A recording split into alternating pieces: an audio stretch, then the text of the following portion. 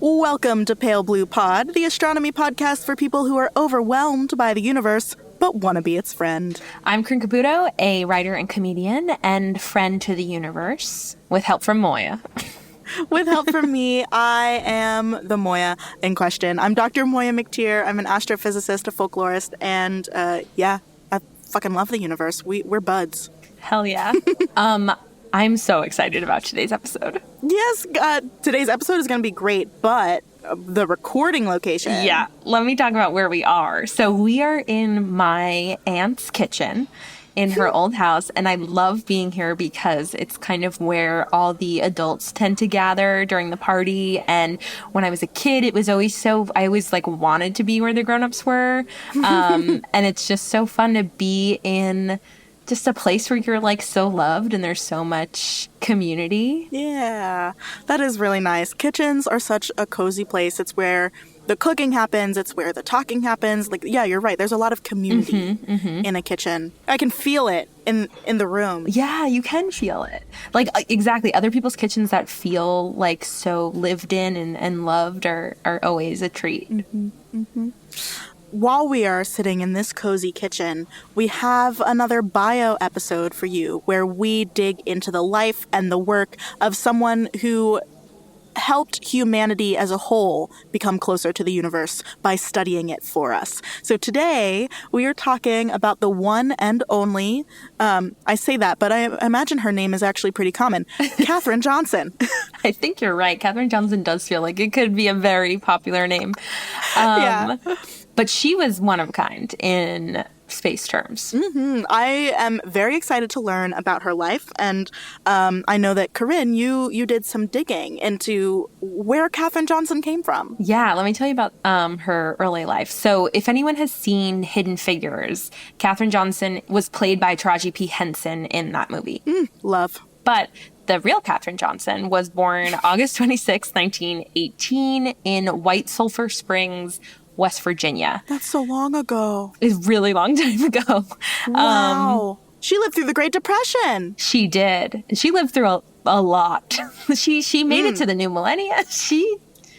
Well, should I just spoil it and say she did pass away? I'm sorry to everyone. I'm sure you can imagine a woman who was born in 1918 is not alive today. But she lived a really long and cool life. So her parents are Joylette Roberta and Joshua McKinley Coleman. She was the youngest of 4 kids. And when she was born, Greenbrier County, if I'm saying that right, in West Virginia, didn't offer public schooling for Black students past the 8th grade.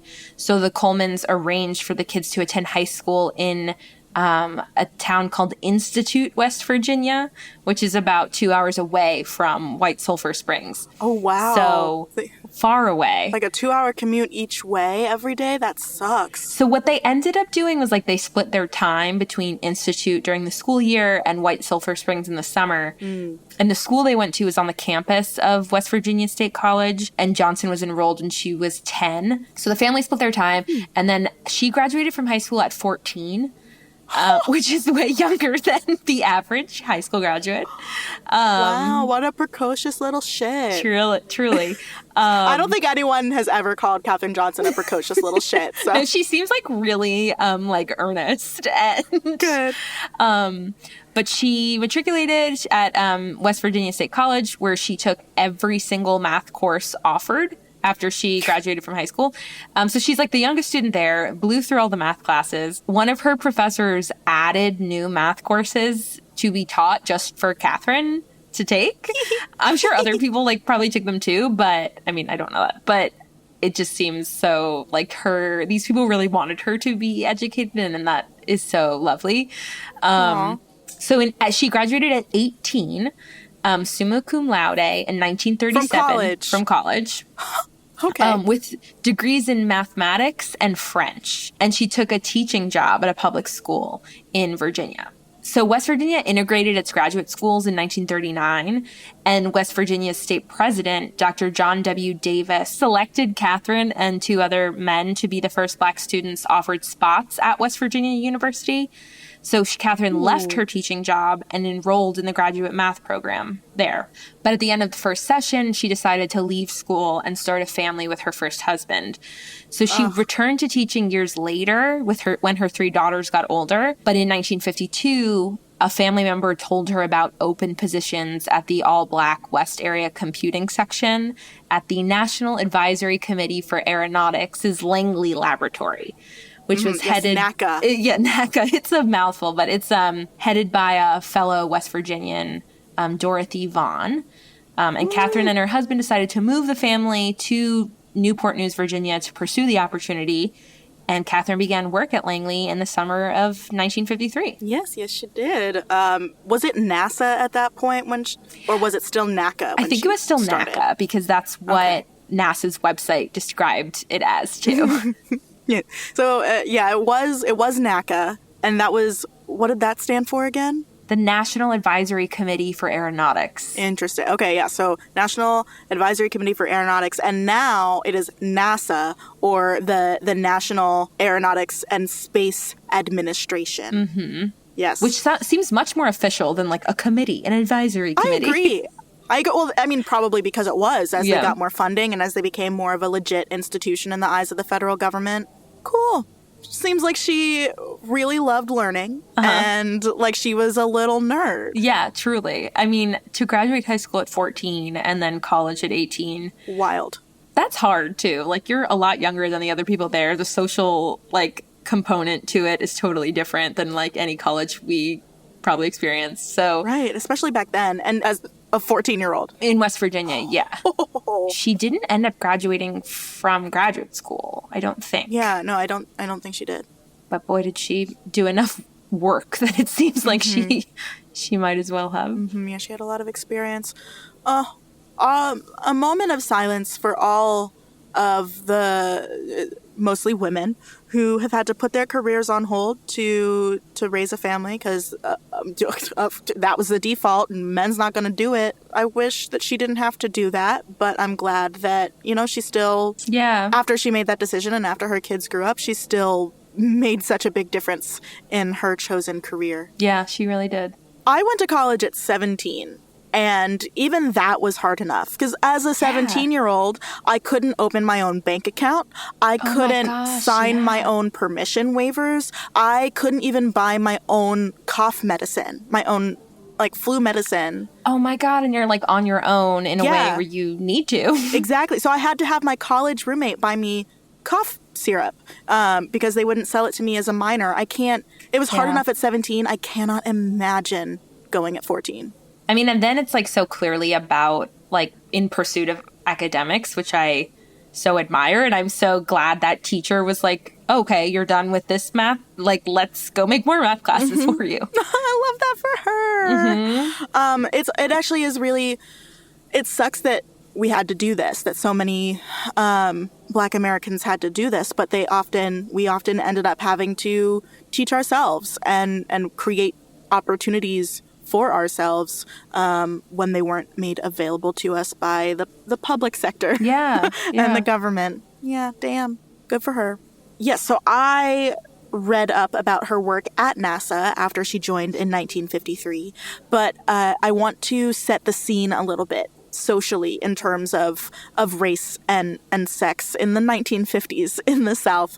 I would hope that everyone listening knows it wasn't good. We can start with that baseline. It was not a good time to have melanin in your skin in the U.S. So she starts in 1953. That is just 1 year before Brown v. Board of Education integrates schools across the country. Individual states had integrated schools earlier. So I think West Virginia did integrate in the late 30s or early 40s. But still, it wasn't national until a year after she joined NACA. So she was growing up in a time of segregation. She starts working at NASA in a time of segregation when people don't expect Black people, and definitely not Black women, to have this education because, and like we just said, she and people around her had to make those opportunities. It wasn't a given that she was going to get those. So segregation still very much a thing in terms of education, in terms of what bathrooms you can use. So that scene in Hidden Figures where the guy knocks down the bathroom sign saying that it's for whites only, that was a thing. It was segregated in bathrooms, in swimming pools, in restaurants, in water fountains. Interracial marriage was still illegal for more than another decade. I think Loving v. Virginia happened in 1966 or 1967. Martin Luther King hadn't talked about his dream yet. That was going to happen in 1963. So yeah, Black people and white people lived in different worlds. And for Katherine Johnson to walk into NACA, to walk into this research-based space full of white men who had all of the opportunities given to them was such a big deal. Yeah. So that's the race side of things. But on the sex side of things, it wasn't better. Women were barred at NASA from most jobs, including research and administration. They were not allowed to be astronauts. The NASA just decided that if you have a uterus, you can't go into space. Yeah. Because of course you can't. And most women, if they worked at NASA, they were either secretaries or they were computers, meaning they did calculations in their heads or on paper or with little calculator machines, checking the calculations done by the actual machine computers, which back then were still kind of unreliable and definitely untrusted by most humans. So Katherine Johnson, as a Black woman, had to deal with both of these things because intersectionality means that you're not just facing the consequences of one aspect of your identity, but of all of them. Today, 54% of NASA employees are white, and just a third are women. Okay. So that's today. It was last year in their report in 2022. Imagine 70 years ago. Yeah, it's really hard to imagine. And also, it's not that far ago. I think when we think about the progress or lack thereof, it's so weird to think of segregation as Katherine Johnson died 2 years ago, almost 3, and this was her early life. She was entering her career job, and this was still happening. So this history is so close, you can touch it, and it's so still ingrained, and we're still facing the repercussions and the ripples of effect. Yeah. We couldn't make this episode without having a little history lesson about the Jim Crow era, especially in the South. Because she was born in West Virginia. The Langley Center where she worked for NASA was in Virginia. So all of this is happening in the South. Yeah. It just needed to be said. While at NASA, and she worked there for more than 30 years. For 33 years, from 1953 to 1986, Katherine Johnson worked at NACA and then NASA, and she was such a valuable part of NASA. She made a lot of amazing contributions, and there are historical moments that wouldn't have happened without Katherine Johnson's help. Which is wild to say. Not many people can say that. I watched Forrest Gump for the first time recently. I wasn't expecting that to be what the movie was like, but in the way that he seemed to be around for a lot of important moments in America's history, Katherine Johnson was around for a lot of important moments in NASA's history. So I'm not going to say she was the Forrest Gump of NASA, but I will say that Forrest Gump was the Katherine Johnson of the U.S. Yes. Forrest Gump was the Katherine Johnson of Forrest Gump. When she was hired in 1953, she was hired as a computer, as a human computer to do these calculations. Digital computers did exist, but they were really new and they weren't entirely trusted. Sometimes they would give wrong calculations. Sometimes they would just black out and stop working. So humans were required to check the work of the digital computers, which I find hilarious. That's so funny because I would never double check what my phone tells me. I'm just okay, That's true. I know. When I read that, I was like, oh, people today, like, they cannot relate Yeah. to No way. the idea of having to check what your computer or what your calculator says. I'll wake up and I'll ask Google the temperature, and I'm like, that's what's going on. Okay. Like, sometimes just to be sure, if I'm doing a simple math problem, I'll check it on my phone. But the idea of checking something from my phone in my head, that's not the direction that goes. Yeah. It's like, I think I find comfort in thinking of like what the phone tells me is truth. So to throw that chaotic element in is crazy.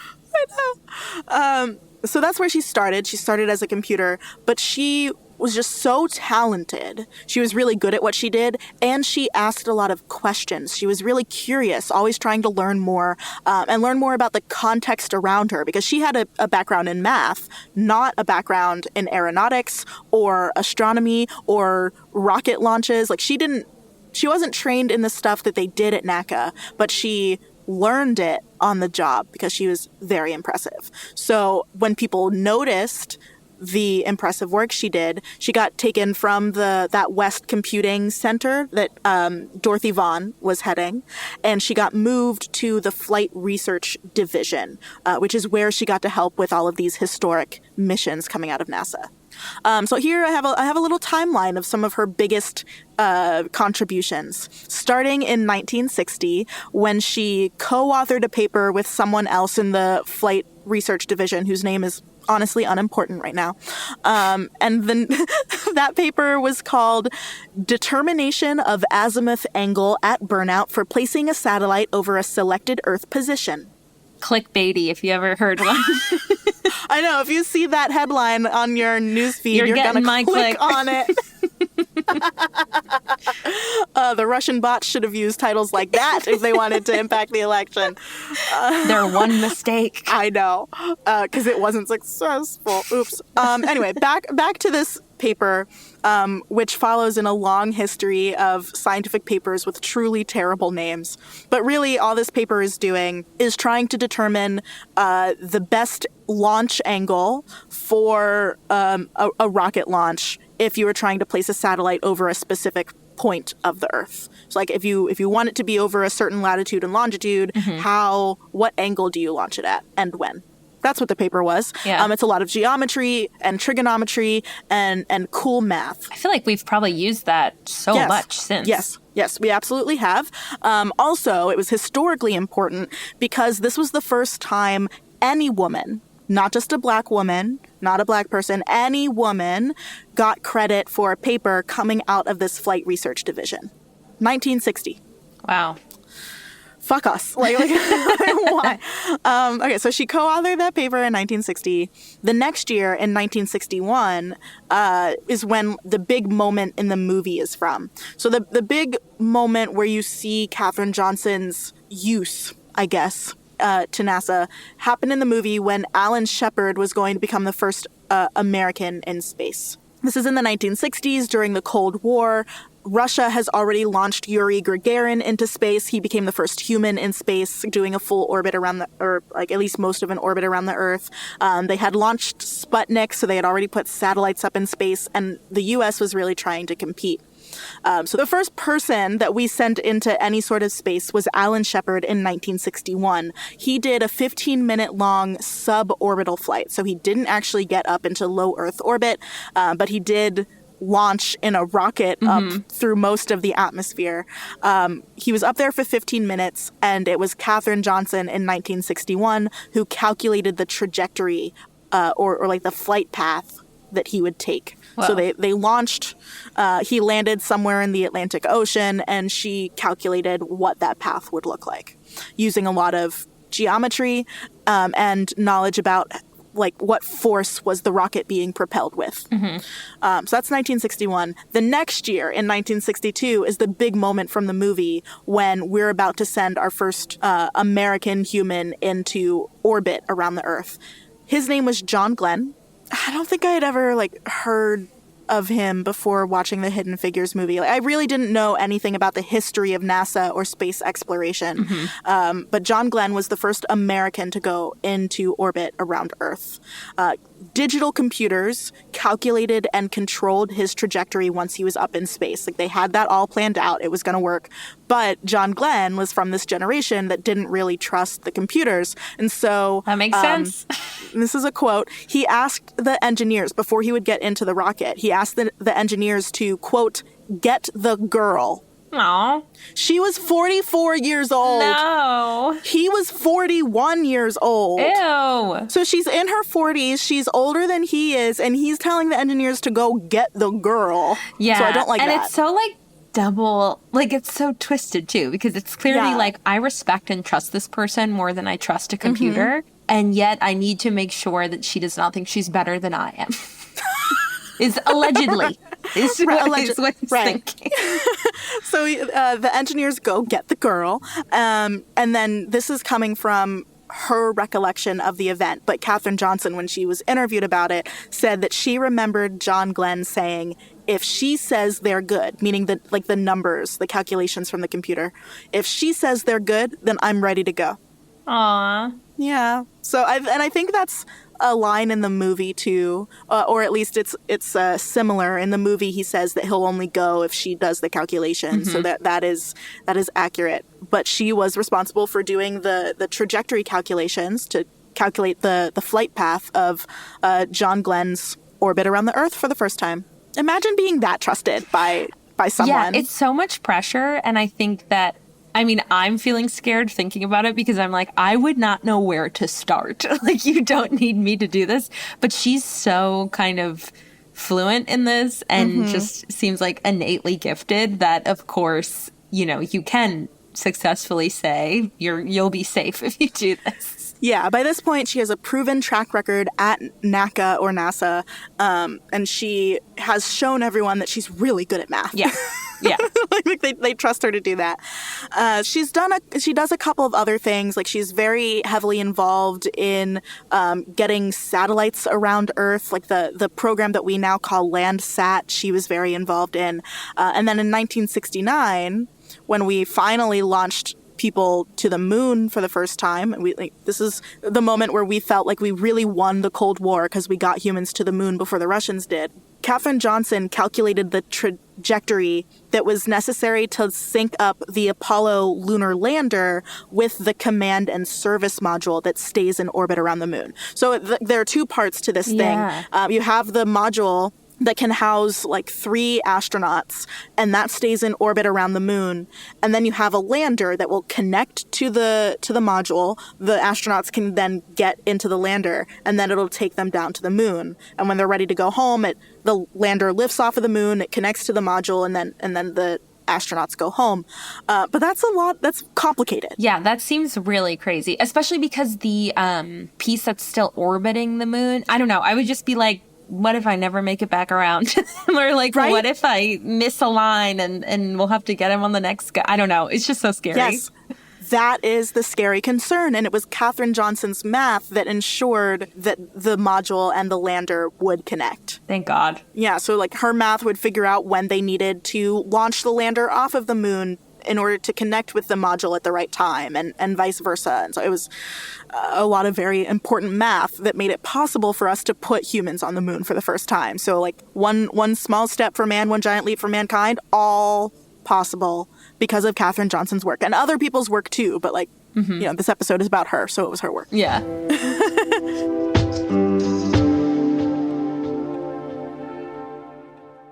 Hi, it's Moiya here to give a shout out to our kind, generous patrons over at Patreon, here with my phlegmy voice to do so. So first, I want to thank our latest pre-main sequence star, Dan Shields. Congratulations, Dan, on collapsing your gas cloud. I'm so proud of you. Next, I want to thank our newest M-Dwarf star, Lori Friend. Fantastic name, and I really hope you're enjoying all of that convective heat transfer in your body, Lori. And also, as always, thank you so much to our sun-like stars, Sharn Llewellyn, Finn, and Ian Williams.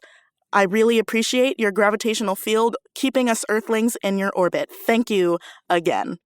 And you can support us, hear your name on this pod, and make it to our patron star chart, all by supporting us on Patreon. You can find that star chart, the Patreon info, and more at our website, palebluepod.com, or just skip the middle site and go straight to patreon.com/palebluepod. The first 50 people who sign up on our Patreon will be eligible to win a free signed copy of my book, The Milky Way, an Autobiography of Our Galaxy. So head on over to patreon.com/palebluepod to help out your new favorite podcast, to hear your name on the show, to get some awesome resource lists, and maybe for a chance to win a free signed copy of my book. Either way, I really appreciate you. Thank you. Bye. If you're loving Pale Blue Pod, and especially if you're loving Dr. Moiya McTier, you must give her other podcast, Exolore, a listen. If you didn't know, Moiya is also a folklorist. I know, she's very, very cool. So if you've ever wondered about what life would be like on different planets or how writers create your favorite fictional worlds, Moiya has the facts for you. On Exolore, Dr. Moiya McTier explores fictional worlds by building them with a panel of expert guests, interviewing professional world builders, and reviewing the merits of worlds that have already been built. You'll learn, you'll laugh, and you'll gain an appreciation for how special our planet really is. Exolore is on hiatus until March, which means it's the perfect time to catch up on the more than 65 episodes in the catalog. Subscribe today by searching Exolore in your podcast app or by going to exolorepod.com.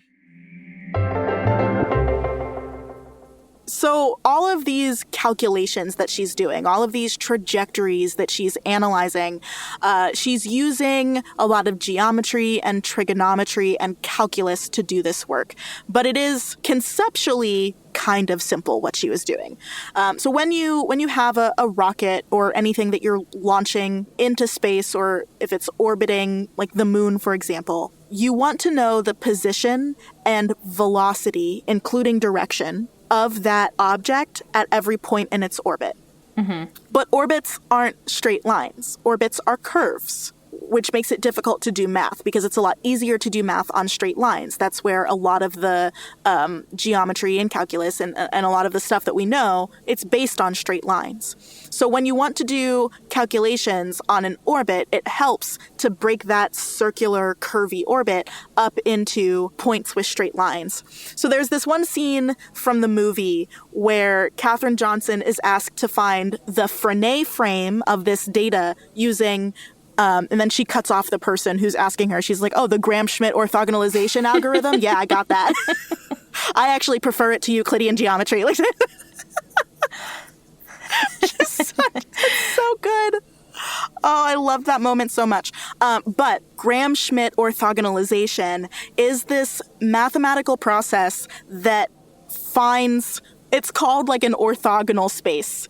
Orthogonal just means perpendicular. Okay, I've never heard that word in my life. I know. The number of words, Corinne, that scientists and math people use when they could just use another word. Yeah. Like orthogonal, perpendicular, and normal, they all mean the same thing. All mean the same thing in this specific context. So the orthogonalization part of that algorithm just means to put everything in a coordinate system where stuff is perpendicular to each other. So like a straightforward three-dimensional vector space where all of the lines are at right angles to each other. So the scene where she's asked to find the Frenet frame and she says she wants to use the Gram-Schmidt orthogonalization algorithm. I really love saying that. That's just fancy speak for the director of the Flight Research Division telling Katherine Johnson that she has to find a useful coordinate system with straight lines at each point along the curve. So she has to do the math to figure out what the curve trajectory would be. And then at each point along that trajectory, she has to define a new coordinate system with straight lines so that the math is easier. Whoa. She was a very smart person. Couldn't be me. Honestly, same. I have done orthogonalizations. I have done this linear algebra. I've done differential calculus. Like I've done all of this shit by hand and using a computer. And I do not remember how to do it by hand. I did it once. No. In one class, and now the computers do it all for me, and I would never dream of trying to check the computer's work. No. In this way. No. Maybe that's why she lived so long, though. Her brain was so sharp. That's possible. This is a rock-solid study. If you compare my lifespan to Katherine Johnson's, it's simply because I have a phone in my hand. No other reason. Oh, I would love to see that longitudinal study. see if it has affected. I'm not joking. I really would love to see that study. Okay, so that is the math that she had to use to do this trajectory calculation. She also authored like 26 other papers from the Flight Research Division, and by the time she retired from NASA in 1986, she was well respected as a mathematician, as a writer, as a researcher. Like she did good work, and other people recognized it, which was great. We now know Katherine Johnson's name because of the hit success of Hidden Figures, which was originally a book by Margot Lee Shetterly. The book came out in September of 2016, and the movie came out in January of 2017. Yeah. So, like, as soon as Margot Lee Shetterly was working on this book... Someone bought the rights when she sold the deal, yeah. Having gone through the book publication process, that is a big deal. Yeah. For someone to buy movie rights to your book before it's been published and before they can see how the public responds to it, huge deal. Yeah. But obviously they predicted that this was going to do really well, and it did. The book itself topped the New York Times bestseller list for weeks. The movie was released just 4 months later, and was basically an immediate box office hit. Yeah. It made like $80 million at the box office pretty quickly. The movie was wildly successful. Yeah, I remember. And mostly when it accurate. Out. Yeah, and mostly accurate. It did feel like a huge deal when it came out. It was like the cultural conversation. Mm-hmm. So a lot of the moments in the movie come from the book, and they are accurate. There's that moment where John Glenn says he's not going to launch in the rocket unless Katherine Johnson checks the equations.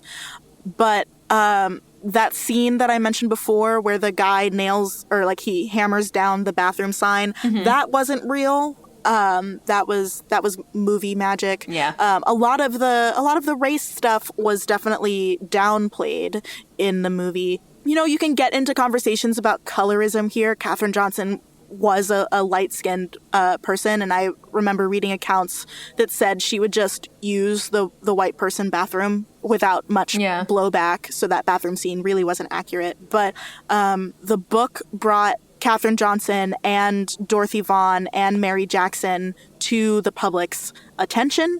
After the book came out and everyone was like, oh my God, these ladies are awesome. We need to give them all of the flowers because they deserve them all. Katherine Johnson was awarded the Medal of Freedom by President Obama, which is the highest award that a civilian can earn or be awarded.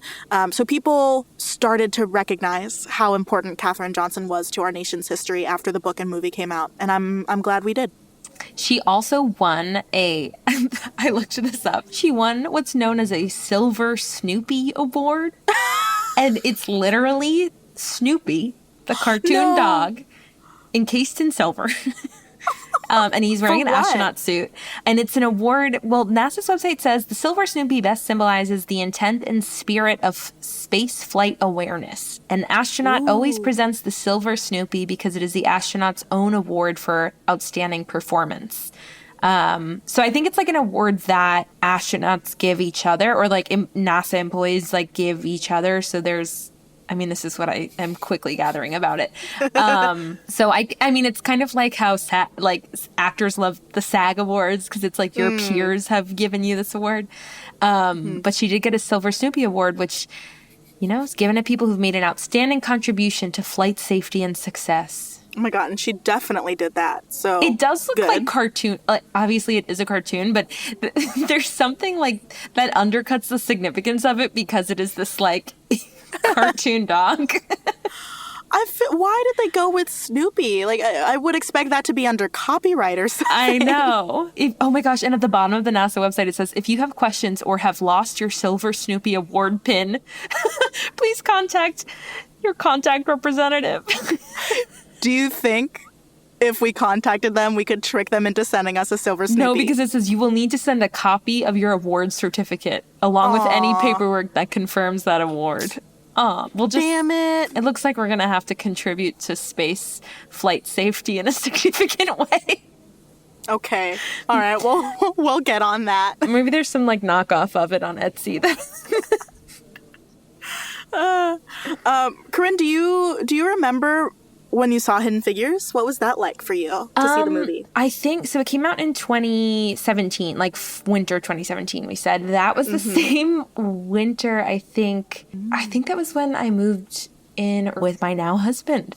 But it was right around when I started working at the Space Center. So it was a really fun time for me and my space knowledge because it just felt like the whole world was opening up of like what I knew and was getting to learn. And I remember all the kids who were coming to the Space Center were talking about it too, because they were watching it at school and like teachers would prep them for the trip with us and show it in the classrooms. It was just so fun that like to me, it really did feel like everybody was talking about this and like now everybody knows about this person. Yeah. That was such a beautiful day. Like I remember this day because it was my birthday weekend. It came out January 6th, 2017. So with my now ex-fiance, he took me to go see it for my birthday, and we went opening weekend to the Magic Johnson Theater up in Harlem, which is the only place I'll go to see anything about Black people. Like I went there to see both Black Panther movies because I have to. Yeah. And because it was opening night, the theater was packed and people were like yelling at the screen and cheering along the entire movie, which was beautiful. I remember so much about this day. I was wearing a dress with moons on the skirt, and over top of that, I wore a t-shirt that said Black Girl Magic, and everyone was in such high spirits to go see this movie. And this happens to me often because I have a resting friendly face anyway, but people were like complimenting my shirt and skirt combo as I walked in, and everyone was just like very friendly with each other. I cried. I definitely cried during the movie. And then as I left, everyone was talking about it, but I remember seeing this one little girl, this little Black girl, talking with her family about how she wants to be like Katherine Johnson when she grows up. And I just started crying all over again. That's so sweet. It was such a powerful moment, like that specific moment in the theater, but also like a larger cultural moment to see for like maybe the first time, 3 very strong, amazing examples of Black women scientists and engineers in the past. Yeah. That's not something that I had ever seen before. And to see that, and then to also see how it was affecting especially young Black girls. Yeah. I'm tearing up a little just thinking about it, because it was a watershed moment. Pun intended. Like it was a game changer to see this book and movie come out. Yeah. And so I'm really glad that Margot Lee Shetterly wrote down their stories. I'm so glad that Katherine Johnson broke the barriers that she did. Yeah, I'm gonna stop talking because I'm literally about to cry. No, it really is that. It just kind of proves that like telling those stories and showing how it can happen, especially to kids, is so impactful. And I mean, that's one of the things I miss most about the Space Center. Of like, of course, everything was like grounded in factual knowledge, but it was so fun to get kids excited about something that can feel so untouchable and so far away and so impossible. So impossible. Yeah, because if you can't see it, if you don't have examples of it, you don't necessarily believe you can do it. Yeah. You know, I was very lucky to have a mom who encouraged me to go into the sciences. And I was very lucky to have found astronomy just by chance in college. Not everyone is that lucky. I didn't have examples of scientists who look like me when I was growing up, so I didn't think I could do it. Yeah. But now people do have those examples, and I'm very proud to be an example for young Black girls coming up. But yeah, I'm just experiencing a lot of emotions right now. It is a moving emotional thing. And it's so cool that you are kind of another great example of that. Yeah, I'm a not so hidden figure now. Yeah. And hopefully there will be many more not hidden figures coming up, doing amazing work in the sciences, but also in the more social side of things, making sure that we continue to push boundaries. Yeah. wherever they exist. And we will tell their stories. Hell yeah. On this podcast. On this podcast, as long as they're also dead, because I don't want to talk about living people. A living person. It makes me nervous. Yeah, so whenever we do these bio episodes, it should never be a spoiler when we talk about their death. Like, we're not going to. One day we're going to break the rule, and everyone's going to be like, "Oh my God, they're dead." We'll break the rule, but we're not going to tell you. Yeah, you have to figure out what it is. Yeah. Okay, so that's everything I know about Katherine Johnson and her contributions to science. Well, it's perfect timing because I think the kitchen is done with food. And what I'm trying to say is the food is ready. Okay, good. I think maybe we should really get some food into you, Corinne, so you can remember how sentences work. I think that I'm a little loopy right now. But wherever you are listening from today, I hope you remember that you are space. Bye.